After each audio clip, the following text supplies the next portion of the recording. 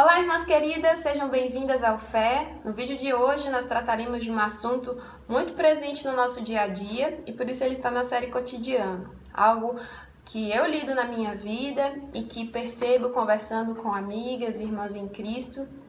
E por isso nós vamos aprender a tratar biblicamente sobre relacionamentos difíceis, sobre como lidar com relacionamentos conflituosos. Por relacionamentos difíceis, eu me refiro desde aquelas pessoas com quem nós temos diferenças de temperamento, de opiniões e que isso acaba tornando a convivência ruidosa, a convivência um pouco mais difícil, até aqueles relacionamentos que nos ferem profundamente, que nos magoam e que muitas vezes despertam sentimentos terríveis dentro de nós, seja na nossa família, nas nossas amizades e, infelizmente, até mesmo dentro da igreja. Nós precisamos ter em mente que relacionamentos foram quebrados pelo pecado. Desde a queda, as relações se tornaram difíceis e os conflitos passaram a surgir.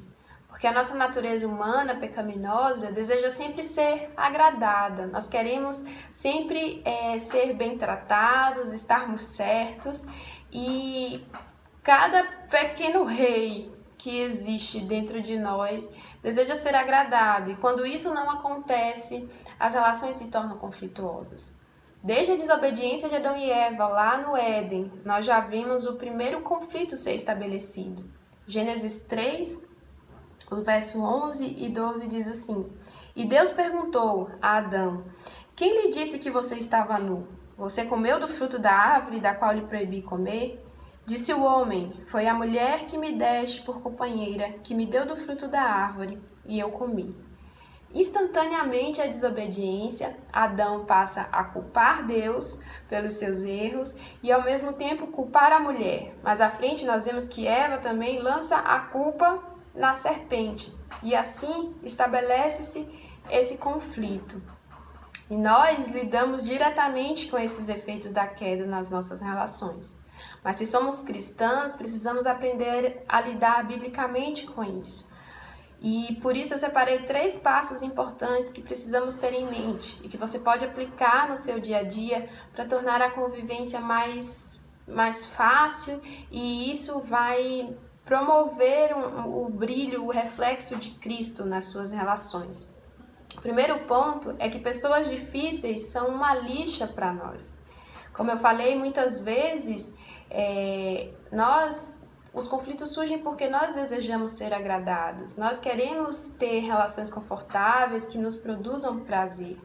E tendemos a achar que pessoas difíceis são uma barreira ao plano de Deus, ao propósito de Deus para nós, que nós poderíamos ser melhores, nós poderíamos agradar mais a Deus se essas relações não fossem do jeito que são, se essas pessoas não estivessem como oposição a nós.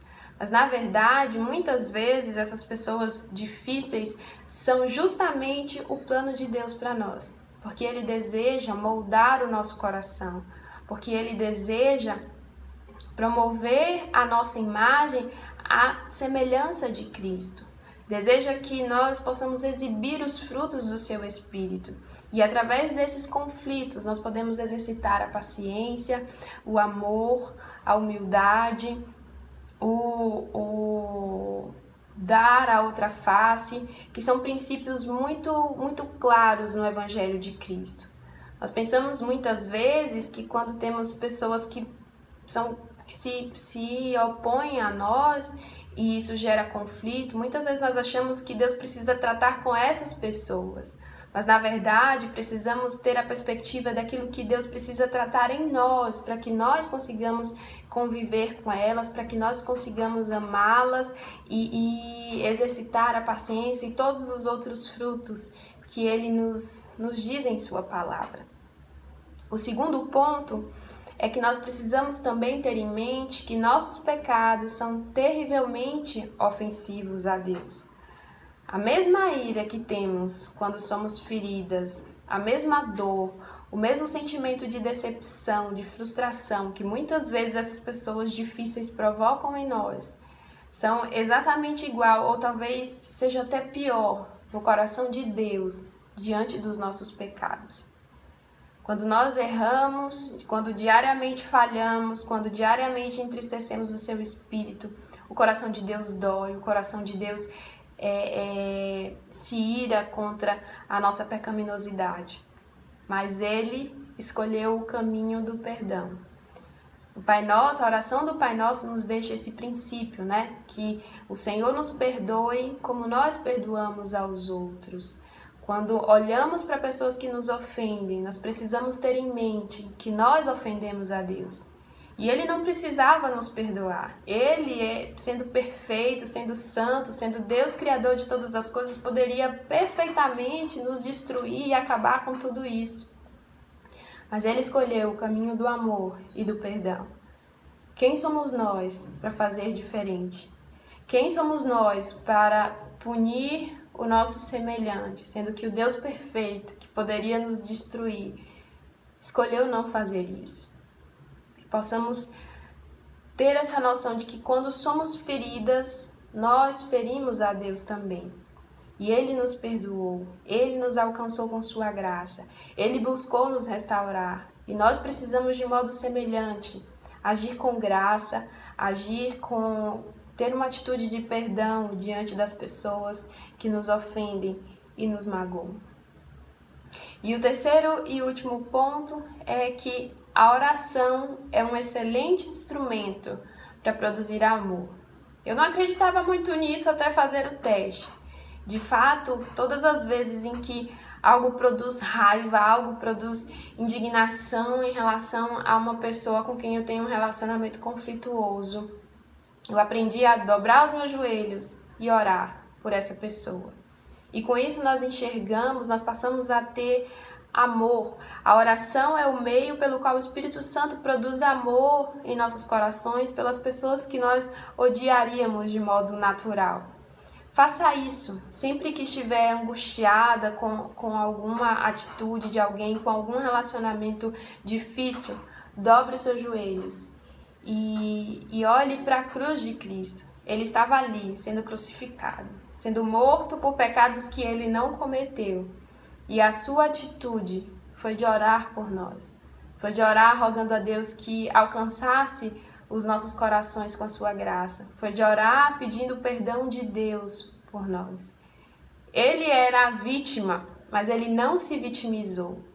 Ele enxergou que a vítima éramos nós, as vítimas éramos nós, escravos do pecado.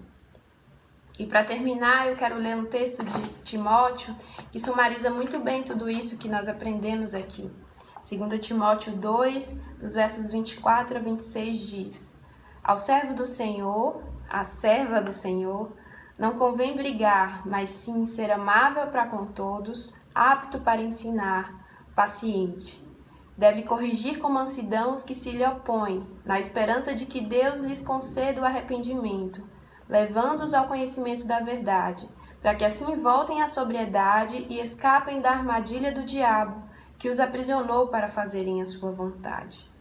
Que Deus nos ajude a exercitar e a obedecer essas instruções do Senhor, para que os nossos relacionamentos se tornem mais fáceis, não porque Deus muda aquelas pessoas imediatamente. Às vezes, como eu falei, Ele permite que essas pessoas estejam no nosso caminho, mas para que Ele mude o nosso coração, para que possamos entender que relações difíceis são frutos do pecado e ter esperança pelo dia em que Ele vai restaurar todas as coisas, para que possamos entender que relações difíceis precisam mudar primeiro a nós, a nos ajudar a nos conformar à imagem de Cristo e a exercer os frutos do seu Espírito com essas pessoas, nos ajudar a entender que nós ofendemos a Deus com nossos pecados e Ele escolheu nos perdoar e nós precisamos fazer o mesmo. E por fim, orar por essas pessoas, para que o Espírito Santo de Deus nos ajude a amá-las e para que Deus também possa transformar os seus corações, até que elas escapem das armadilhas do diabo que as aprisionou para fazerem a sua vontade. Espero que esse vídeo abençoe a sua vida e te espero numa próxima oportunidade. Deus abençoe a todos.